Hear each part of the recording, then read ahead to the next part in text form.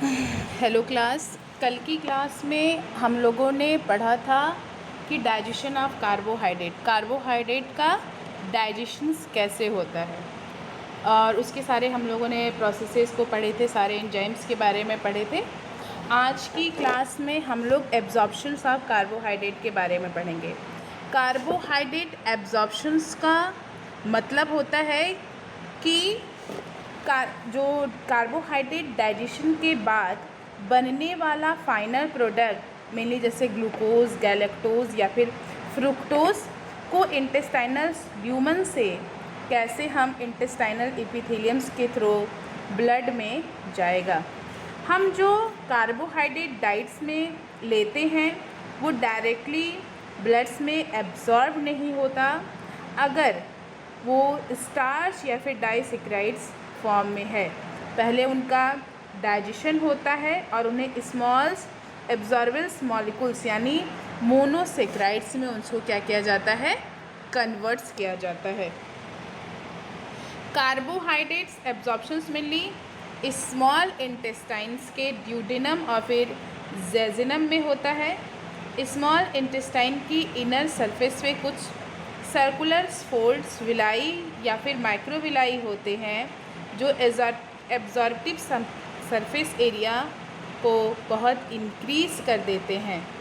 Absorb होने के बाद मोनोसेक्राइड्स इंटेस्टाइन्स ब्लड कैपिलरीज में इंटर करते हैं और हेपेटिक पोर्टल्स वेन्स के थ्रू सबसे पहले लीवर तक पहुंचते हैं।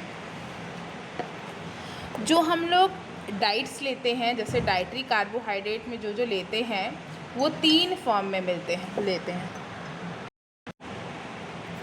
डाइट में कार्बोहाइड्रेट मेनली 3 फॉर्म में लिया जाता है। पॉलीसेक्राइड्स, ये लास्ट कार्बोहाइड्रेट मॉलिक्यूल्स होते हैं, जैसे में स्टार्च। डाइट का मेजर्स कार्बोहाइड्रेट है ग्लाइकोजेंस या फिर और भी others complex carbohydrate. Starch mainly plant में स्टोर होता है, कार्बोहाइड्रेट है, और सीरियल्स है, राइस है, वीट्स है, पोटैटोज़ हैं, इन सब क्या होते हैं, इसमें सिग्निफिकेंट अमाउंट्स में कार्बोहाइड्रेट जो है वो स्टार्च के फॉर्म में होता है। फिर आता है हमारा डाइसेक्राइड जो मोनोसेक्राइड से मिलके बने होते हैं। बेसिकली सुक्रोज जो है वो ग्लूकोज और फ्रुक्टोज से मेडअप होता है, लैक्टोज जो है वो ग्लूकोज और गैलेक्टोज से मेडअप होता है, और माल्टोज जो है वो ग्लूकोज और ग्लूकोज से मेडअप होता है। ये मॉलिक्यूल्स जो है वो डायरेक्टली एब्जॉर्ब्स नहीं होते हैं, तो पहले ब्रेस्ट बॉर्डर एंजाइम्स इन्हें मोनोसेक्राइड्स में ब्रेक करने का काम करता है। मोनोसेक्राइड्स क्या होते हैं, ये सबसे सिंपलेस्ट और एब्जॉर्बेबल्स जो होते हैं कार्बोहाइड्रेट होते हैं, जिसमें ग्लूकोज है, गैलेक्टोज है और फ्रुक्टोज आते हैं।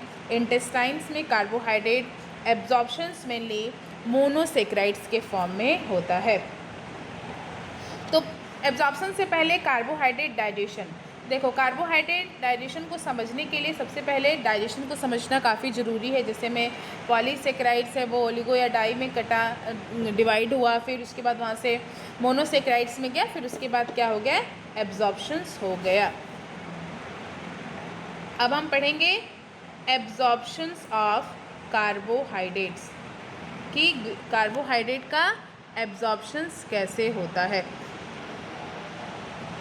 देखो, कार्बोहाइड्रेट का कल जो मैंने प्रीवियस क्लास में पढ़ाई थी, एक बार मैं उसको थोड़ा सा क्विक रिविजन्स करना चाहती हूँ। 10 मिनट में एक बार फिर से हम डाइजेशन को समझते हैं कि देखो, कार्बोहाइड्रेट का एब्जॉर्प्शन से समझने से पहले हमें उसका पहले तो डाइजेशन समझना बहुत इंपॉर्टेंट है। जैसे कार्बोहाइड्रेट जो है वो डाइजेशन जो है वो माउथ में स्टार्ट होता है। सेलेवरी ग्लैंड्स के सेलेवरी अल्फा अमाइलेज, जिसे पेट्रेलिनिन भी कहते हैं, वो सिक्रेट्स करती है। ये एंजाइम स्टार्च को ग्लाइकोजेन के अल्फ़ा 1,4 ग्लाइकोसिडिक बॉन्ड्स को ब्रेक करता है और ये प्रोडक्ट बनते हैं मॉल्टोज, माल्टोट्राइओज और अल्फ़ा लिमिट डेक्सटीन का फॉर्मेशन होता है। लेकिन माउथ में फूड्स की रेजिस्टेंस टाइम शॉर्ट होती है, इसलिए कार्बोहाइड्रेट डाइजेशन यहाँ पे कंप्लीट नहीं होता है। तो सेलाइवरी अल्फ़ा अमाइलेज इंक्रीज़ होगा, माल्टोज और उसके बाद माल्टोट्राइओज और डेक्सटीन का क्या होगा, फॉर्मेशंस होगा।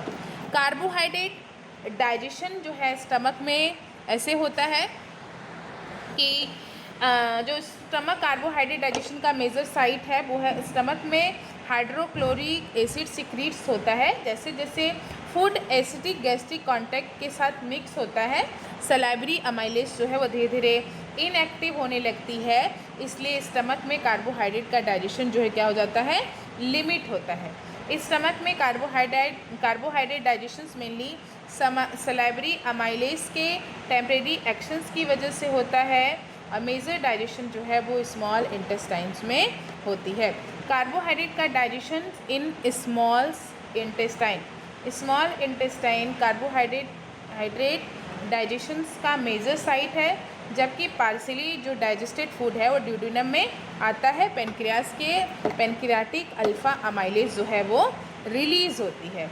पेनक्रियाटिक अमाइलेज स्टार्च और ग्लाइकोजन को स्मॉलर कार्बोहाइड्रेट में कन्वर्ट्स करती है, दैट इज़ द माल्टोज, माल्टोट्राइयोज और alpha limit dextrin. Pancreatic amylase mainly alpha 1,4 glycosidic bonds को ब्रेक करती है, लेकिन स्टार्च की ब्रांचिंग पॉइंट्स पर प्रेजेंट अल्फा 1,6 बॉन्ड को ये कम्प्लीटली डाइजेस्ट नहीं कर पाती, इसलिए फर्दर डाइजेशन जो है वो इंटेस्टाइनल्स ब्रश बॉर्डर्स पे होता है।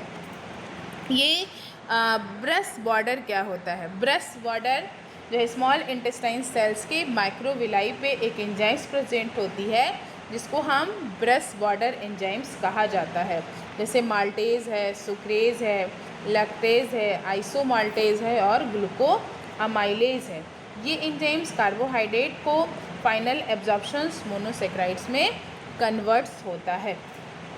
माल्टेज जो कि माल्टोज को ग्लूकोज में कन्वर्ट्स करता है, माल्टेज जो है ग्लूकोज और ग्लूकोज में कन्वर्ट करता है, इसलिए माल्टोज का डाइजेशन को हम फाइनल प्रोडक्ट ग्लूकोज होता है। सुक्रेज जो कि सुक्रोज के डाइजेस्ट करता है, सुक्रोज जो है वो बेसिकली सुक्रोज और फ्रुक्टोज में ब्रेक होता है। लैक्टेज जो है लैक्टोज का डाइजेशन करता है, वहाँ से ग्लूकोज और गैलेक्टोज का फॉर्मेशंस होना स्टार्ट होता है। अब हम पढ़ेंगे फाइनली एब्जॉर्प्शंस के बारे में। देखो, कार्बोहाइड्रेट का एब्जॉर्प्शंस मेनली स्मॉल इंटेस्टाइन में होता है। जो ड्यूडेनम है वो क्या होती है, ड्यूडेनम से फिर कहाँ जाती है, वो जेजिनम में जाता है। जेजिनम जो है वो स्पेशली इम्पॉर्टेंट है बिकॉज ऑफ यहाँ पे लार्ज एब्जॉर्बेटिव सब्सटेंस एरियाज पाई जाती है, और ये सरफेस एरिया इंक्रीज करने वाले स्ट्रक्चर जैसे सर्कुलर फोल्ड्स है, विलाई है और माइक्रोविलाई है, इन स्ट्रक्चर की वजह से इंटेस्टाइनल म्यूकोसा का सरफेस जो है वो क्या हो जाता है, इंक्रीज होना स्टार्ट हो जाता है। इंटेस्टाइनल्स विलस, ये एक इंटेस्टाइनल्स विलस के अंदर blood capillaries, lacteals, connective tissues, smooth muscles और एपिथेलियल सेल्स प्रेजेंट होते हैं। और कार्बोहाइड्रेट एब्जॉर्प्शंस के लिए ब्लड कैपिलरीज इम्पॉर्टेंट हैं। लॉन्ग चेन डाइटरी फैट जो है वो लिम्फेटिक लैक्टियल्स में इंटर करता है, लेकिन ग्लूकोज, लैक्टोज और fructose mainly directly blood capillaries में क्या हो जाते हैं, एब्जॉर्ब हो जाते हैं। अब आता है हमारा नेक्स्ट है जिसका नाम है इरेथ्रोसाइट्स, मेन एब्जॉर्प्टिव सेल्स। इंटेस्टाइनल्स एपिथेलियम्स में इंटेरोसाइट्स कहा जाता है। इंटेरोसाइट्स के दो इम्पॉर्टेंट साइट्स हैं, एक है एपिकल और दूसरा क्या है, एक है बेसोलेटरल मेम्ब्रेन। एपिकल्स मेम्ब्रेन ये इंटेस्टाइनल्स ल्यूमेंस की तरफ फेस करती है, और बेसोलेटरल जो है वो ब्लड या फिर इंटेस्टाइनल सेल्स की तरफ क्या करती है, फेस करती है। इसीलिए कार्बोहाइड्रेट ट्रांसपोर्ट को समझने के लिए ये सीक्वेंस याद रखो, इंटेस्टाइनल्स ल्यूमिनल, फिर जाएगा एपिकल्स मेम्ब्रेन, फिर इंटेरोसाइट्स, फिर बेसोलेटरल्स मेम्ब्रेन, और फिर उसके बाद कहाँ पे जाएगा, ब्लड्स में जाएगा। अब हम पढ़ेंगे ग्लूकोज एब्जॉर्प्शंस। देखो, ग्लूकोज एब्जॉर्प्शन जो है इंटेस्टाइनल्स ल्यूमेन के इंटेरोसाइट्स के अंदर मेनली SGLT1 के थ्रू इंटर करता है। SGLT का मतलब होता है ग्लूकोज सोडियम स्लिंग ट्रांसपोर्टर्स 1। ये एपिकल्स मेम्ब्रेन पे लोकेटेड होता है। SGLT1 सोडियम और ग्लूकोज को स्टोमेटली सेल्स के अंदर क्या करता है, ट्रांसपोर्ट करता है। मतलब इंटेस्टाइनल्स ल्यूमेन, सोडियम प्लस ग्लूकोज, फिर SGLT1, फिर इंटेरोसाइट्स, और यहाँ पे इसको हम सेकेंडरी एक्टिव ट्रांसपोर्ट्स भी कहा जाता है। अब हम लोग एक बहुत इंपॉर्टेंट टॉपिक के बारे में पढ़ेंगे जिसका नाम है SGALT, जिसको SGALT1 जो कि सेकेंडरी एक्टिव ट्रांसपोर्ट्स क्यों कहा जाता है। यहाँ एक इम्पॉर्टेंट कंसेप्ट है कि SGALT जो है खुद डायरेक्टली ATP का यूज़ नहीं करता है, लेकिन ग्लूकोज ट्रांसपोर्ट के लिए वो एक ड्राइविंग फोर्स यूज़ होती है। वो सोडियम इलेक्ट्रोकेमिकल्स ग्रेडियंट है। ये सोडियम ग्रेडियंट को मेंटेन करता है सोडियम पोटेशियम एटीपेज से। ये जो है इंटेरोसाइट्स के बेसोलेटरस मेम्ब्रेन पे प्रेजेंट होता है। एटीपी का यूज़ करने के लिए 3 सोडियम सेल्स के अंदर और 2 पोटेशियम जो है वो कहाँ पे सेल के, देखो 3 सोडियम सेल के बाहर और 2 पोटेशियम सेल के अंदर जो है वो ट्रांसपोर्ट करता है। इससे सेल के अंदर सोडियम की कंसंट्रेशन लो हो जाती है। अब जो सोडियम स्लूबेन में इंट्रोसाइट्स में इंटर करना चाहता है, लेकिन SGALT सोडियम्स को इन्वर्स मोमेंट को ग्लूकोज ट्रांसपोर्ट के साथ क्या करती है, कपल करती है। ATP आएगी, सोडियम पोटेशियम एडिपेज होगा, लो इंट्रासेलुलर सोडियम्स होगा, सोडियम ग्रेडियंट SGALT और ग्लूकोज कहाँ पे इंटर करेगा, एंटेरोसाइट्स में। SGALT1 is a sodium dependent secondary active transport. It is actually indirectly depends on the ATP through the sodium potassium ATPase। अब हम पढ़ेंगे कुछ गैलेक्टोज के जो है कैसे गैलेक्टोज का एब्जॉर्प्शंस होता है। तो गैलेक्टोज का एब्जॉर्प्शंस मैकेनिज़म्स ग्लूकोज से बिल्कुल सिमिलर होता है।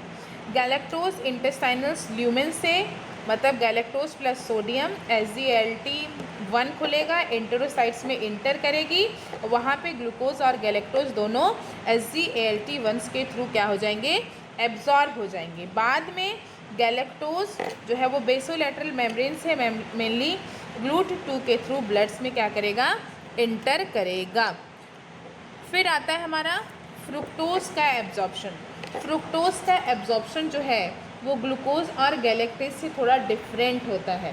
फ्रुक्टोज के लिए एक एपिकस मेम्ब्रेन पे एक मेजर ट्रांसपोर्ट होती है जिसका नाम है GLUT5। GLUT5 जो है वो फ्रुक्टोज के इंटेस्टाइनल ल्यूमेन में इंटेरोसाइट्स में ट्रांसपोर्ट करती है। मैं इंटेस्टाइनल ल्यूमेन आएगा, वहाँ फ्रुक्टोज होगा, GLUT5 खुलेगा, इंटेरोसाइट होगी और ये प्रोसेस फैसिलिटेड डिफ्यूज़न है, इसलिए डायरेक्टली ATP रिक्वायर्ड नहीं है, सोडियम्स रिक्वायर्ड नहीं है। फ्रुक्टोज कंसंट्रेशन ग्रेडियंट के अकॉर्डिंग क्या करता है, मोमेंट्स करता है। तो फ्रुक्टोज किससे इंटर करता है, इंटेरोसाइट्स थ्रू द GLUT5 से इंटर करता है। अब आता है हमारा मोनोसेक्राइड्स। मोनोसेक्राइड्स का इंटेरोसाइट्स में कैसे एंट्री होती है। तो अब ग्लूकोज, गैलेक्टोज और फ्रुक्टोज इंटेरोसाइट्स के अंदर आ गए हैं। अब इन्हें ब्लड्स में जाना है, जिसके लिए मेजर जो बेसोलेटरल ट्रांसपोर्टर है वो GLUT2 है। GLUT2 एक फैसिलिटेट करता है ग्लूकोज को ब्लड में, गैलेक्टोज को ब्लड में और फ्रक्टोज को ब्लड में लेके जाता है। इंटेरोसाइट GLUT2 जो है वो इंटरस्टिशियल फ्लूइड और इंटेस्टाइनल ब्लड कैपिलरीज में वो जाएगा। ग्लूकोज की जो कम्प्लीटली मैकेनिज़म्स होती है वो होती है इंटेस्टाइनल ल्यूमेन, फिर ग्लूकोज, फिर SGALT plus sodium, enterocytes, GLUT2, bloods capillaries, superior majestic vein, hepatic portal vein और लीवर। कंप्लीट गैलेक्टोज का एब्जॉर्प्शन इंटेस्टाइनल ल्यूमेन से galactose, SGALT, sodium, enterocyte, GLUT2, bloods, portal veins और फिर कहाँ पे जाती है, लीवर में जाती है। वहीं पे that is the diagram here too, यहाँ पे दिखाई दे रहा है, देखो ये रहा।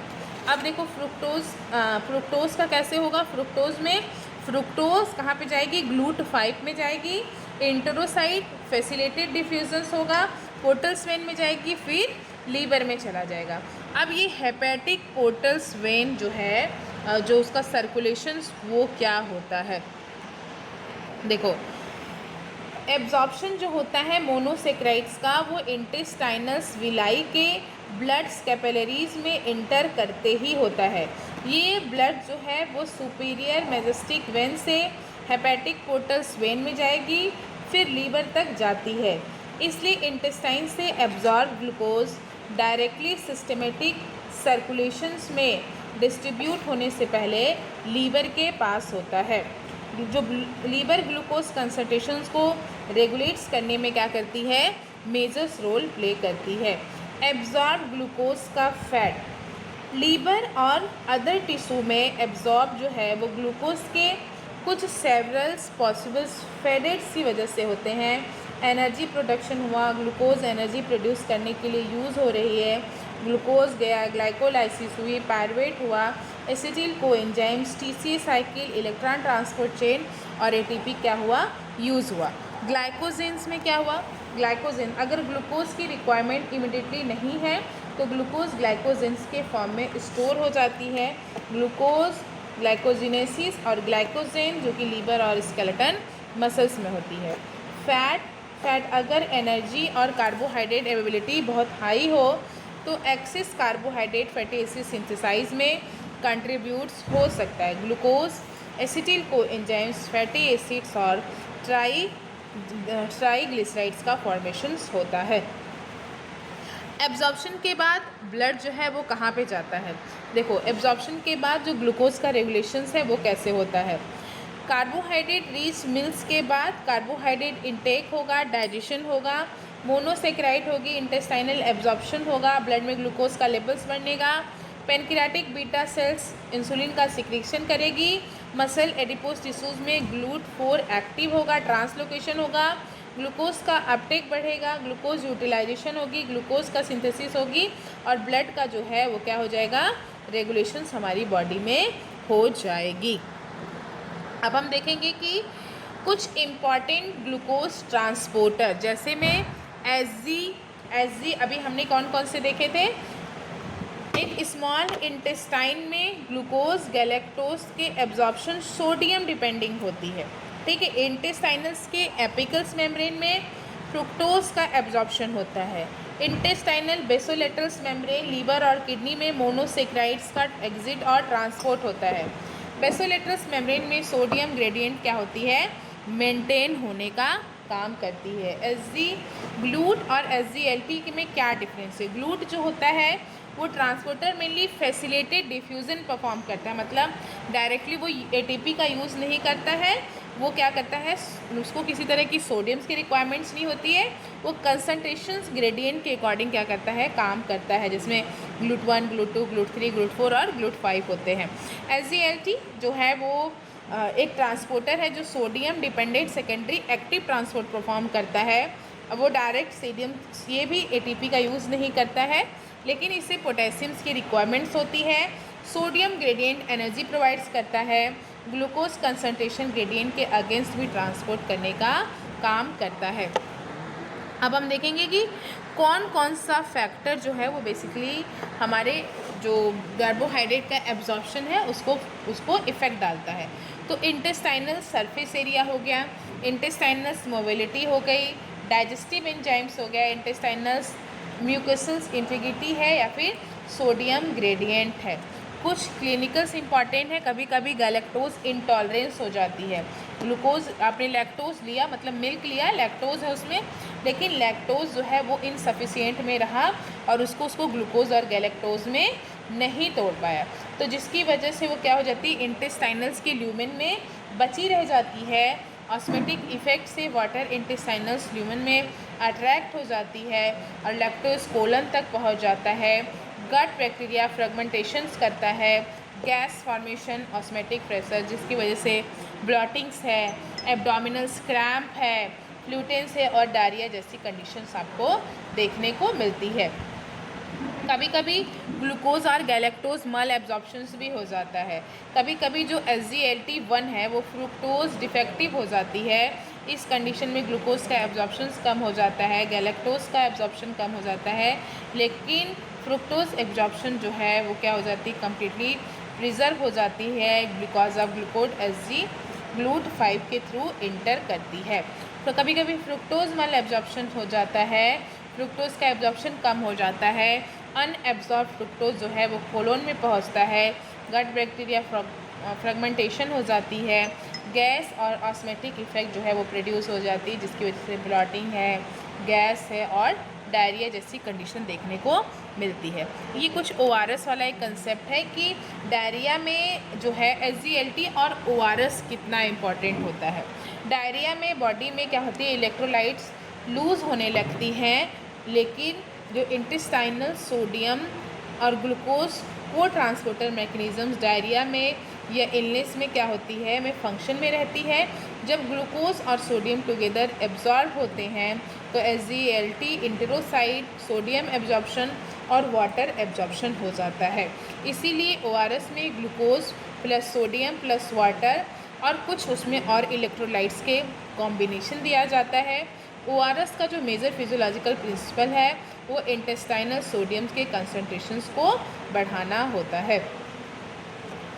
अब एक चीज़ हम लोग और देखेंगे, इस जो हमने पढ़ा है इसको थोड़ा सा एक बार डायग्रामेटिकली समझने की कोशिश करते हैं। देखो, माउथ में डाइजेशन हुआ, सलाइवरी अमाइलेज आई, पैट्रिलिन आया, डाइजेशन हुआ, डेक्स्ट्रिन का फॉर्मेशन हुआ, स्टमक में गैस्ट्रिक जूस का फॉर्मेशन हुआ, इनएक्टिव सलाइवरी अमाइलेज है, कार्बोहाइड्रेट का डाइजेशन स्टॉप हो गया।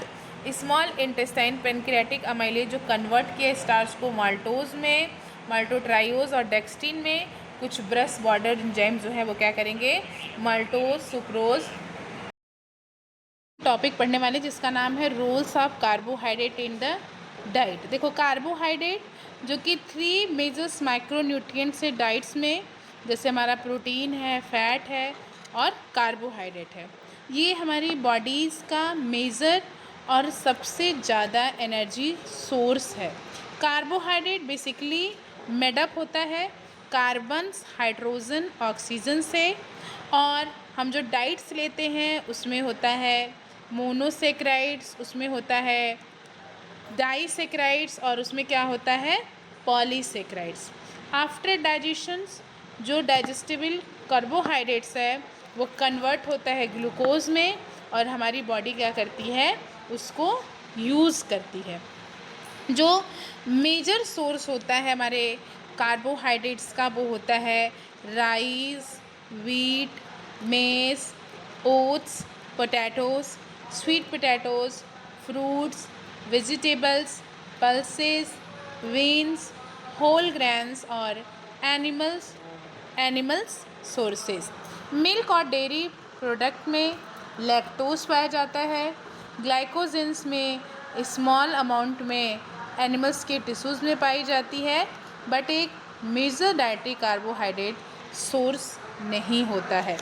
अब हम लोग अगर बात करें कि major role of carbohydrate in diet, तो मेन सोर्स ऑफ एनर्जी होता है। मतलब कार्बोहाइड्रेट बॉडी की प्राइमरी सोर्स, एनर्जी सोर्स है। 1 ग्राम्स कार्बोहाइड्रेट में 4 किलो कैलोरीज एनर्जी मिलती है। ग्लूकोज सेल्स में ऑक्सीडाइज्ड होकर ATP का फॉर्मेशंस करती है। ATP बॉडीज़ के डिफरेंट फंक्शंस के लिए एनर्जी प्रोवाइड्स करती है।